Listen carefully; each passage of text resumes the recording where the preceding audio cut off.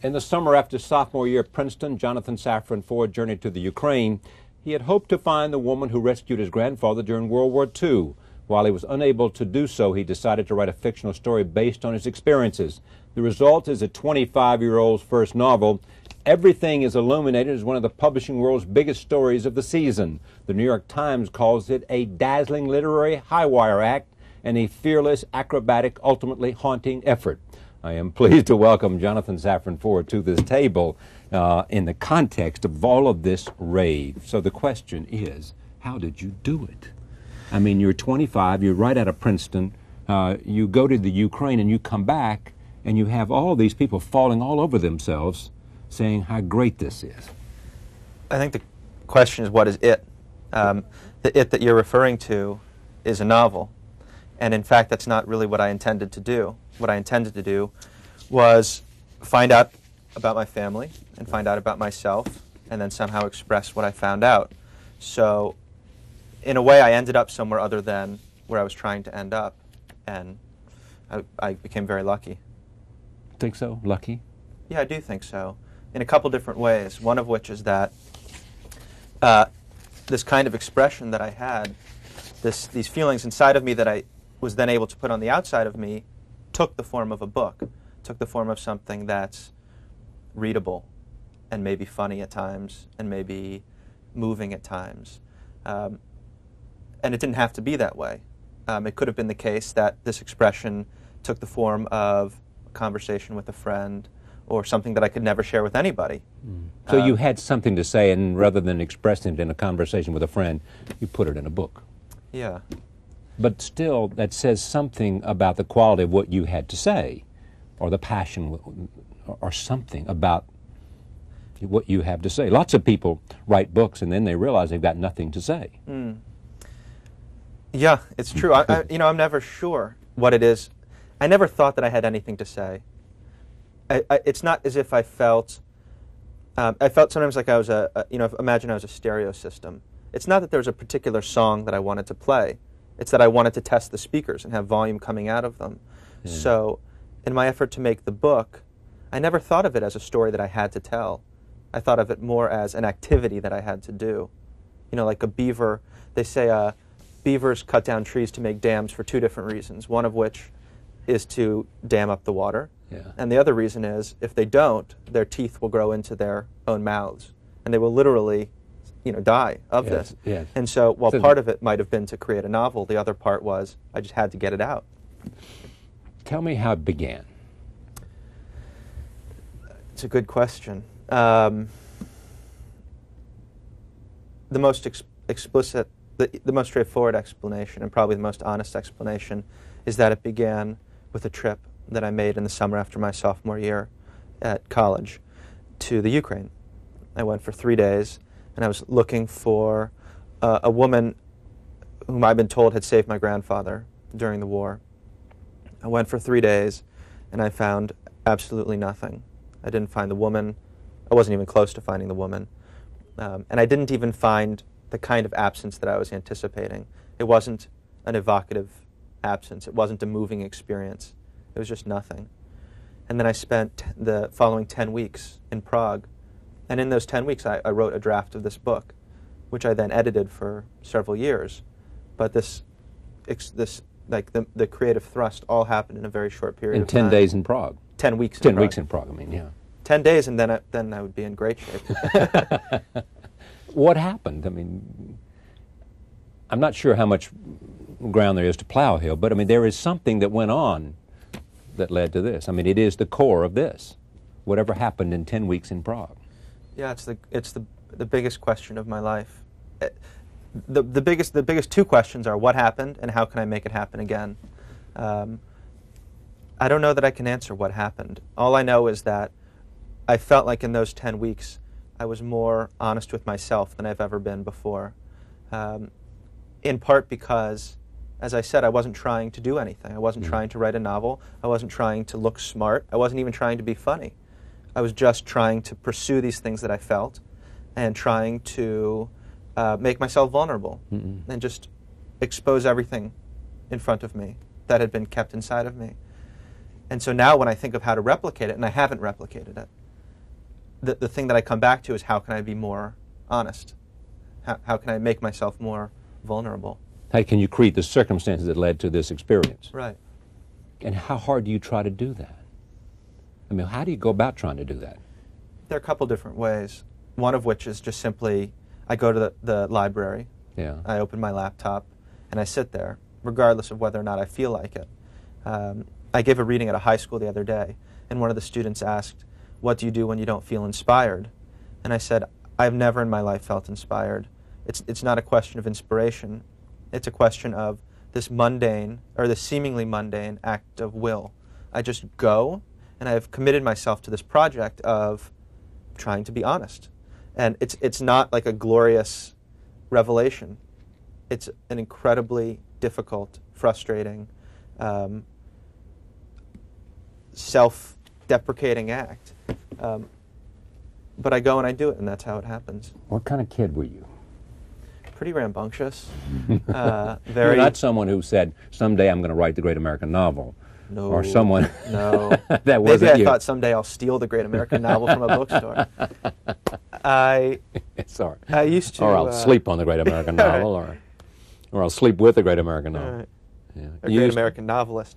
I was very flamboyant, and I would wear these crazy outfits with. Yeah. My mother just sent me a picture the other day. I was like 6 years old, and I had these rings on every single finger, and a bow tie, and a vest that was made of a glitter material, and a plaid sport jacket. And I think that's what I was like. I would just walk around like that, and I thought, I don't know, I don't think it was ever that I wanted to proclaim any sort of uniqueness. I just liked the idea of things being a bit elevated, of things being more. You were how old when you went to you went to Princeton at 18? Right. You know, got out at 22, I assume, like everybody else. You know. Right. You went to the Ukraine when you were 23. No, you went 20. to 20 in your sophomore year. Yeah. And while in Prague for 10 weeks, this happens. Did anything in you say, because you read a lot of books, because you had a sense of what writing was about, did anything in you say, this is good, this is somehow, however this happened, whatever the convergence was, the end result is the core of something good? Yes, but I don't think I thought of it as a good book. I think I thought of it as a very good experience and a good start. I think of, I don't think of myself as a writer right now. I think a writer is somebody who writes many books and, in the course of a career goes through several very dramatic changes right. and is someone who's durable. And the best example of that recently was Reynolds Price was here. Reynolds Price has written 34 books. He's gotten lots of praise for them. He was a Rhodes Scholar. He's written essays. He started off with a great first book. You must go to Prague a lot. I don't know. I think it happened in North Carolina. Okay. Maybe it happened. I should go there. Maybe it happened but you're right. He is a writer. He can say, I'm a writer. Yeah. He gets up every day, and every couple of years a book comes out. I've written a book. Yeah. But I felt very aware when I wrote the book that I was embarking on something that was that was much more ambitious than the book, and that was going to take a lot more time than the book would take. And that was finding this woman, or something else? No, that was committing my life to this kind of expression. Right. Committing myself to being vulnerable, committing myself to this very specific kind of honesty. There are many kinds of honesty. This is just one. I mean, I must say this to you. You have a powerful sense of self-understanding, it seems to me. I mean, for someone of your age, you really do have a grasp on terms of being able to express. Obviously that's true because of this, and it's reflected in this, it's reflected in a conversation. Can you tell me a little more about what happened in Prague that was so powerful? It was kind of like a love affair. And I think it might be as hard to describe as would be a love affair. It was really amazing. I felt more alive than I've ever felt before, and probably ever felt since. I felt that things were more important than they had ever been before. I was thinking all of the time. And I don't mean thinking deep thoughts. I mean thinking, hey, this is neat the way that the road is sort of slanted toward the middle, or isn't it kind of neat how the trolleys work here? Everything felt significant. And I think that my version of how I think about art is not, again, it has nothing to do with inspiration or muses. It's finding significance in mundane things and celebrating that. And I think that's what happened. Why two voices? Why two voices? So the book is split between this history of the village and a contemporary search to find the village. And I felt that I needed to approach one story. I felt that it wasn't really one story I was telling. I was telling perspectives. I was giving perspectives on one story. In fact, there's no definitive version told in this book. It's kind of the sad deflation of the title. Everything is illuminated. Nothing is really illuminated at the end of the book, except that everybody sees things in different ways. And I think every character in the book is writing a version of something, is telling a story about something. And most explicitly, there are these two huge braids that move together through the book, telling the story of what happens. And a large part of it is just that we don't know.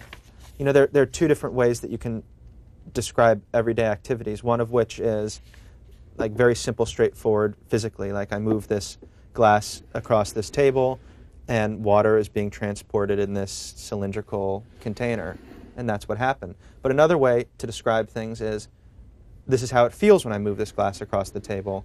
It's kind of cold on my hands, and I'm watching the water vibrate in it, and it reminds me of when I went to the beach when I was a kid with my parents.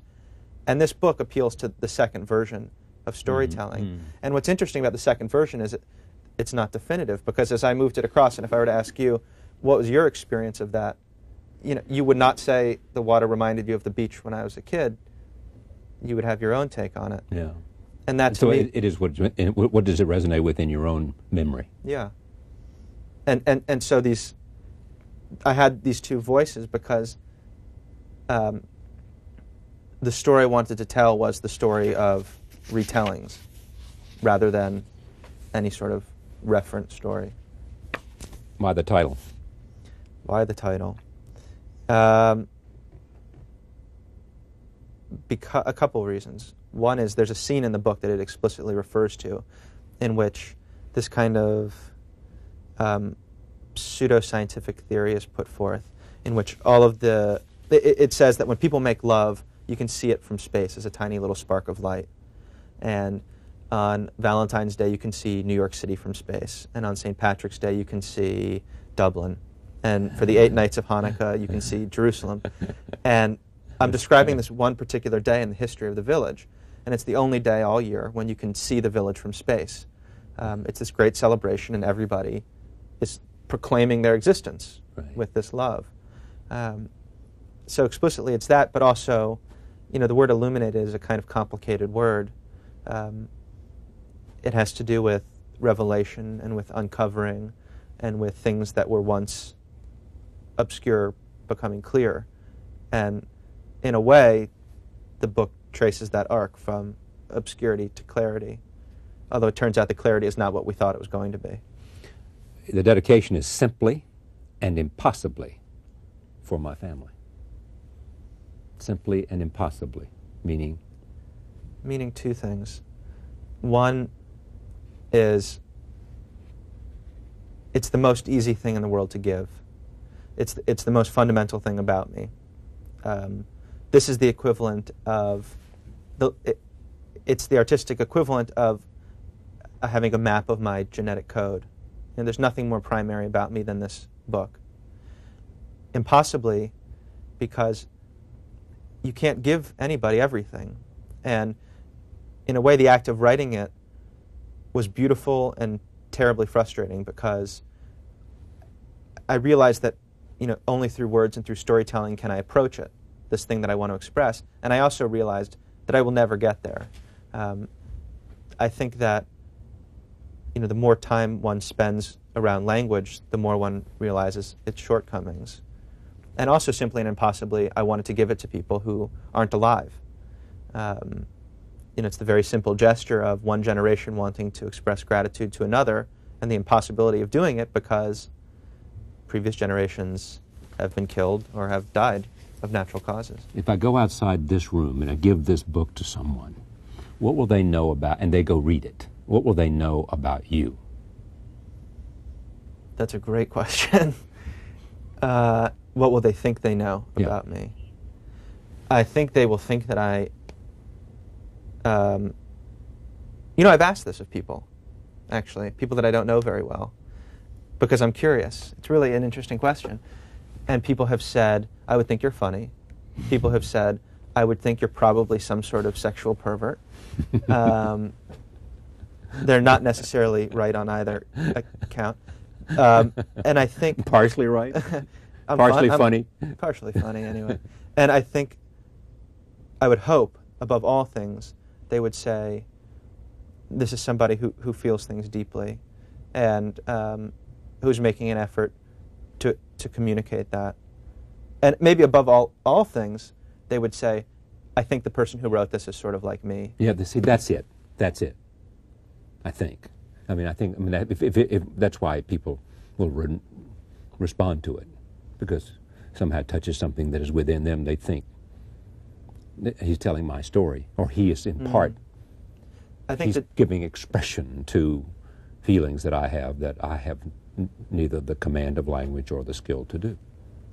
The deepest human interaction is recognizing something about yourself and someone else. Exactly. I was doing a radio interview the other day, and it was call-in, and the person said, I just want to thank you for this book. You told my story. You expressed these things that I had been unable to express. I have, a closet of family secrets that is never opened, and now I feel more prepared to open it. I said, thank you so much. I couldn't have wanted anything more from the book. And he said, being a 35-year-old black guy in Philadelphia, and I thought, oh my God. It was a revelation to me, because one assumes that recognizability is easier when the circumstances are more similar. Right. But in fact, I think there's something much deeper going on, something much more human and less circumstantial. And that happened with this person. And that single call justified every effort I ever made to write this book. To write this book. That some one person out there of dissimilar demographics found the common chord. And then I recognized him. It's not a one-way You thing. did? Yeah. What did you recognize?